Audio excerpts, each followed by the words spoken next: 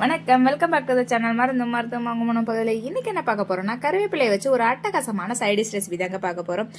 அதோட முக்கியமான பெனிஃபிட்ஸ்லாம் நான் வீடியோக்கு நடுவில் சொல்றேங்க. வீடியோ ஸ்கிப் பண்ணா பாருங்க. வாங்க இப்போ எப்படி செய்யறதுன்னு பார்க்கலாம். அடுப்பில் ஒரு பேன் வச்சுட்டு அதில் எண்ணெய் சேர்த்துக்கோங்க. அதில் 2 ஸ்பூன் அளவுக்கு உளுந்த பருப்பு சேர்த்துக்கோங்க. நீங்கள் கருப்பு உளுந்து வெள்ளை உளுந்து எது வேணாலும் சேர்த்துக்கலாம். கூடவே 1 ஸ்பூன் அளவுக்கு கடலை பருப்பு சேர்த்துக்கோங்க. அது கூடவே ஒரு 3 ஸ்பூன் அளவுக்கு நிலக்கடலை சேர்த்துக்கோங்க. வறுத்த நிலக்கடலையாக இருந்தால் லைட்டாக ஃப்ரை பண்ணிக்கோங்க.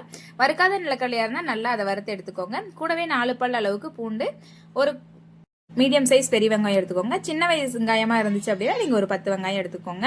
அதே நல்லா வதக்கிக்கோங்க. வெங்காயம் நல்லா சுருங்கிற அளவுக்கு நல்லா வதக்கி எடுத்துக்கோங்க.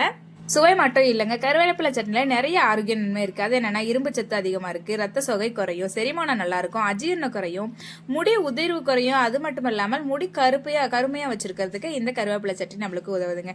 அது மட்டும் இல்லாமல் ரத்தத்தோட சர்க்கரை அளவை கட்டுப்பாட்டில் வச்சுருக்கோம். கூடவே ஒரு 4 வரமிளகாய் சேர்த்துக்கோங்க. வரமிளகாய் சேர்த்திங்கன்னா தான் நல்லாயிருக்கும். அதையும் நல்லா வதக்கி விட்டுக்கோங்க. வெங்காயம், பூண்டு, மிளகாய் எல்லாம் வதங்கின பிறகு கடைசியாக 1 ஸ்பூன் அளவுக்கு வெள்ளை எள் சேர்த்துக்கோங்க. அதுவும் கொஞ்சம் வதங்கின பிறகு கொஞ்சமாக புளி சேர்த்து அதை நல்லா வதக்கி விட்டுக்கோங்க. இப்போ அது கூடவே நல்லா வாஷ் பண்ணி வச்சிருக்க ஒரு கைப்பிடி அளவுக்கு கருவேப்பிலை சேர்த்துக்கோங்க. உங்களுக்கு கருவேப்பிலை வாசம் பிடிக்கும் அப்படிங்கும்போது நீங்கள் லைட்டாக அதை ஹீட் பண்ணி கருவேப்பிலை வாசம் வர அளவுக்கு மட்டும் வதக்கினா போதும். இல்லை கருவேப்பிலை வாசம் எங்களுக்கு பிடிக்காது அப்படிங்கிறவங்க இந்த மற்ற பொருளெல்லாம் வதக்கி எடுத்துட்டு தனியாக ஒரு பேனில் கருவேப்பிலை மட்டும் கொஞ்சம் சேர்த்து நீங்கள் வதக்கி எடுத்துக்கலாம். கால் தேங்காய் அளவுக்கு, அரை மூடியில் 1/4 பங்கு அளவுக்கு தேங்காய் எடுத்துட்டு அதையும் அதோட சேர்த்து வதக்கி விட்டு அரைச்சி எடுத்தோம் அப்படின்னா நம்மளோட சுவையான கருவேப்பிலை சட்னி ரெடி ஆயிருங்க. அதுக்கு ஒரு தாளிப்பு கொடுத்துடலாம். எண்ணெய், கடுகு, உளுந்தம்பருப்பு, கருவேப்பிலை போட்டு தாளிச்சு எடுத்தோம் அப்படின்னா நம்மளோட கருவேப்பிலை சட்னி ரெடி.